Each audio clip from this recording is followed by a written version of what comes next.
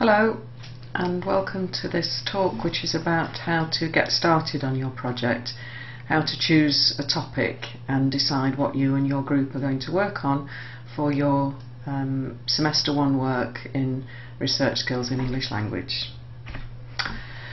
I've said quite a bit more about ways of thinking about how to get started in the textbook, so you can look at the most basic introduction in Unit A1, and then Units B1 and C1 give you a bit more in the way of introduction and help in thinking about what you might like to research.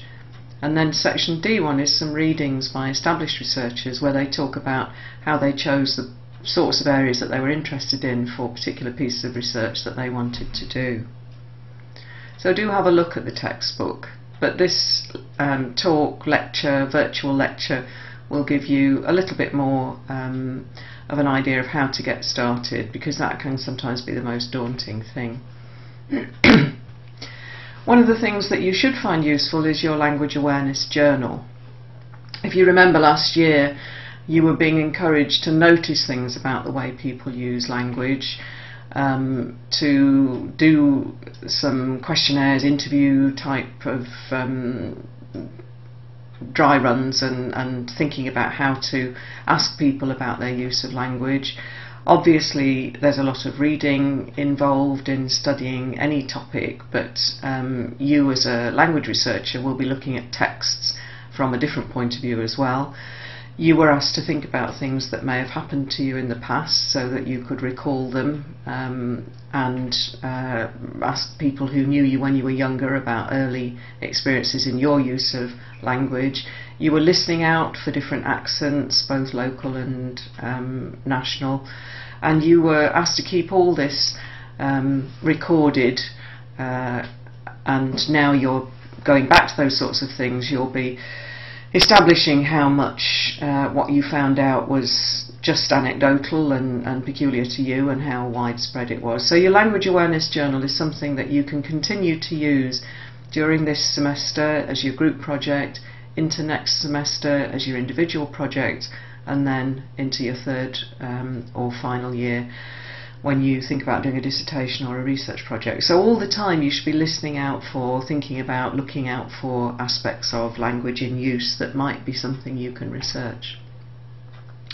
So to remind you of some of the things you were asked to look at in your language awareness journal notes: language development in children, differences between speech and writing, how we learn to read and to write, and how this is connected with ideas about a standard language, standard English, different ways in which language is used for different social purposes, genre and register, narrative and non-narrative text types, regional and national and international variation in the way English is used. All of those were dealt with in semester 1, and in semester 2 in Language Works B you started to look in more technical detail at things like word classes, the morphology of words, how we make compound words, how we inflect words as part of grammar, lexical and semantic aspects of word meanings, and then we moved to phonology, the sounds of English, looked at how we string words together in grammar, and you did also touch on aspects of grammar as evaluation. So all of those things are possible routes into a group project that you might do about the English language in some way or another. So think back to which of these topics interested you most. Or perhaps it's something else again, something that you have noticed over the summer, some aspect of language that you'd like to know more about. So the first thing to do is think of a topic, a theme, an area of interest, and then you need to think about a question that you could investigate, and moving between "I'd like to know more about X" to "my question about X is what, who, how, why." That stage is one of the most difficult things to do, but it is an important one. You'll be doing this with members of your group, so you can pool things, you can brainstorm together, you can talk about it in pairs. You've got the support of other members of your group, and you're going to have to negotiate whose idea seems the best, whose is the one to go with, whether or not you start off from similar interests. That may be the case, or it may be that people have got an idea you've never thought of and you think, yes, let's go with that one. Here are some examples of previous projects done by people in your situation in their second year group project. So you can see a couple of examples there, and others coming up on the screen as well. All sorts of things you could do, as you can see there. Things that may never have occurred to you, things that you may have always have been interested in, something that somebody says in an offhand way. Anything can spark one of these projects.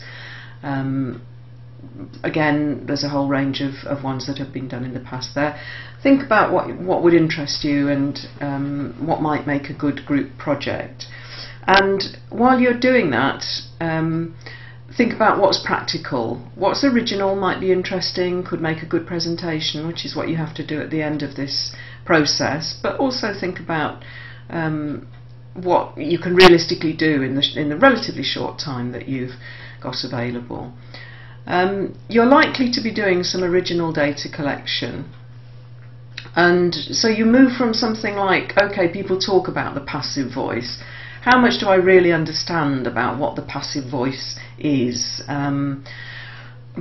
I'm typing my essay, I get an underlining when I use the passive voice, and Microsoft Word says passive voice, you might want to consider rephrasing. Well, why does it say that? Something as specific as apostrophes, something that Lynn Truss in her book Eat, Shoots and Leaves got very excited about, and the employers are supposed to care about. Is it something which really matters? Who thinks it matters? Do you find examples in published sources of it not mattering, and so on?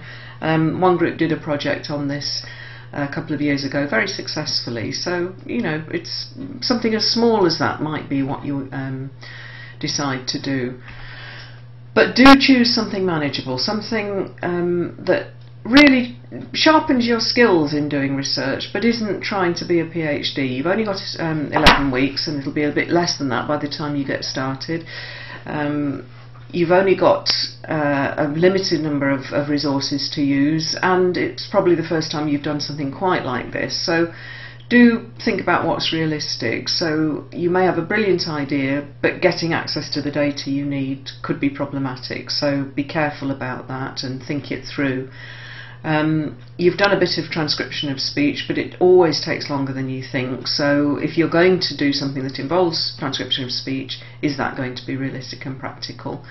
You signed a form when you came to the university saying that you would abide by the guidelines on ethics which are produced by the British Association for Applied Linguistics. If you've forgotten about that, have a look on the wiki to remind you about what's involved with that, and do think through whether there's anything in what you propose to do which could cause some problems. You've also got to think this is a group project, so is there scope in this project for everyone to become and remain fully involved in what you're doing? So that could influence your choice. It may be something that really appeals to you and you think, okay, I'll do that as an individual project in future, and for the group project it will make more sense to do this other thing that we've talked about. So you will need to do a bit of negotiating. As I've said, you are governed by things including not only good practice guidelines but actual legislation like the Data Protection Act.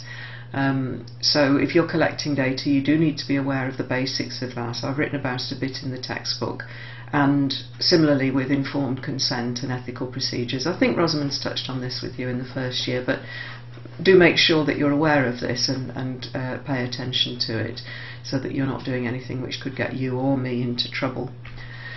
So the last thing to say on the topic of the first thing to do, getting started, there is an opportunity here for you to just try something out, and you've got the support of your group to do it. So you can take risks. It is a pass-fail part of the module, so it doesn't matter if it doesn't all go according to plan. You're learning, you're practicing skills, you've got the opportunity to try them out further in subsequent projects. So do try to remember what I said about keeping focus. Don't try to do too much. You need to draw up a timeline for your project and think, what will we have done by when? There is general guidance about this on the blog and on the wiki and in my textbook, but you'll need to think precisely, what do I need to do for this to work, and what do we need to do in our group. Remember record keeping, because you will need to come back to an account of how you did things, so even things that aren't definitive, better to keep records and not use them than to need them and realise you haven't got them.